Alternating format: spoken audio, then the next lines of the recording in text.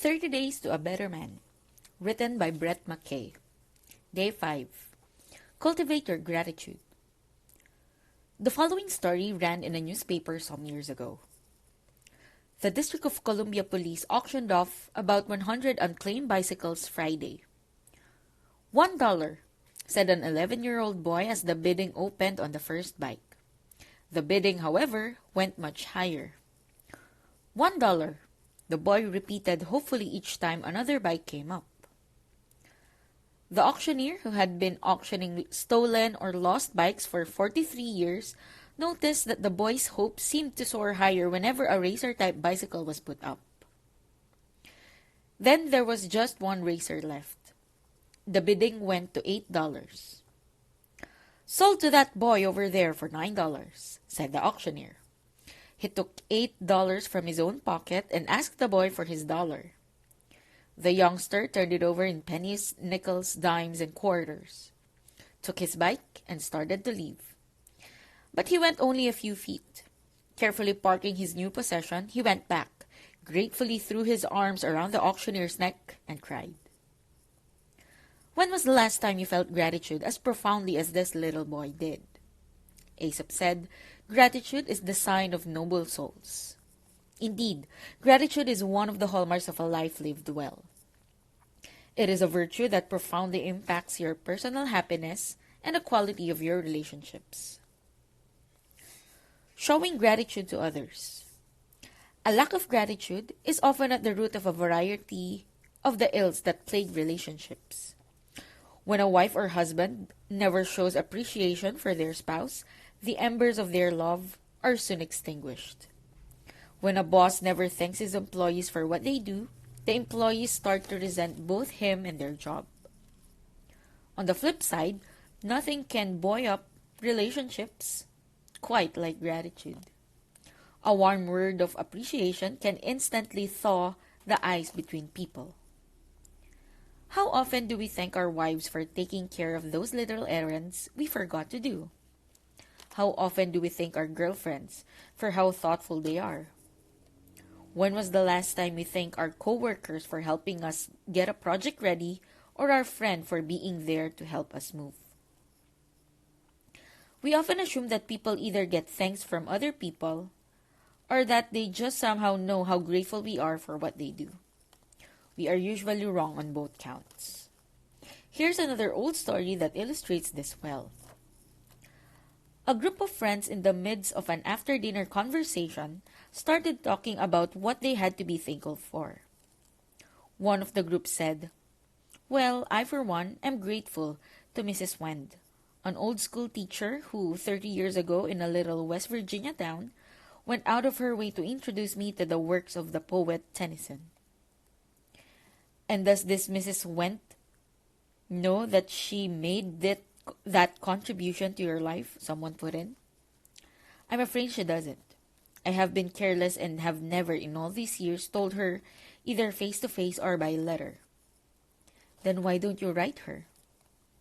Now, all this is very poignant to me, because Mrs. Went was my teacher and I was the fellow who hadn't written. That very evening I tried to atone. On the chance that Mrs. Went might still be living, I sat down and wrote her what I call a Thanksgiving letter. This is the handwritten note I had. In return, it began. "My dear Willie, I am now an old lady in my 80s, living alone in a small room, cooking my own meals, lonely and seemingly like the last leaf of fall left behind. You will be interested to know, Willie, that I taught school for 50 years, and in all that time, yours is the first note of appreciation I have ever received. It came on a blue, cold morning, and it cheered my lonely old heart as nothing has cheered me in many years." What prevents us from showing our gratitude more freely? Gratitude is inextricably tied up with the virtue of humility. Gratitude shows that we're paying attention to the acts of service people perform for us and that we truly understand how those acts make our life better, easier, and happier. The ungrateful man is callous. He's come to think that all the good things that happened to him and all the service rendered him are an automatic response to his impeachable awesomeness. He deserves all that stuff and more.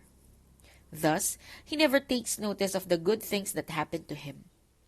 And he's never really happy with what he was. He deserves only the best in life and concentrates solely on the ways in which this ideal hadn't been met. The grateful man is a humble man. He has no illusions of his grandeur. He knows that bad things happen to good people. He knows how easily a rally can turn up into a slump. He knows how much worse off many others are than he is. He understands the sacrifices others make on his behalf. And he deeply, deeply appreciates them. Personal gratitude. Gratitude is not simply something that we externally share with others. It is an attitude that we live with every day. Some of the unhappiest men I've met in my life have also been the most ungrateful. They could only see the things that were wrong with their life, choosing to concentrate on the things they wish they had and wished had happened but didn't. Their whining corrupted their soul. On the flip side, some of the happiest men I've known are the ones that truly embrace the virtue of gratitude. Some of them were dirt poor, but they were still so grateful for what little they did have. They focused not on the things they lacked, but on all the things they had going for them. Some people think if they had more stuff or better luck, then they would magically have more gratitude. But the number of your material possessions or relationships will have no effect on your attitude. Once you got those things, you'd simply start thinking about new things you wanted. Gratitude is an attitude that can be cultivated in whatsoever circumstances you find yourself in. It's not about good things happening to you. It's about finding new layers of wonderfulness in the things that you have right now. Today's task: cultivate your gratitude. Today's task has two parts to help you work on both your personal gratitude and also on showing your gratitude to others. Part 1. Cultivate your personal gratitude. It's time to take stock of all the good things in life that we have to be thankful for. So task number 1 is to make a list of 10 things that you're grateful for. When you start, big things will probably come to mind first. Health, family, job, kids, etc. But remember, gratitude will really work its magic in your life when you start taking notice of the great layers of pleasure present in everyday things.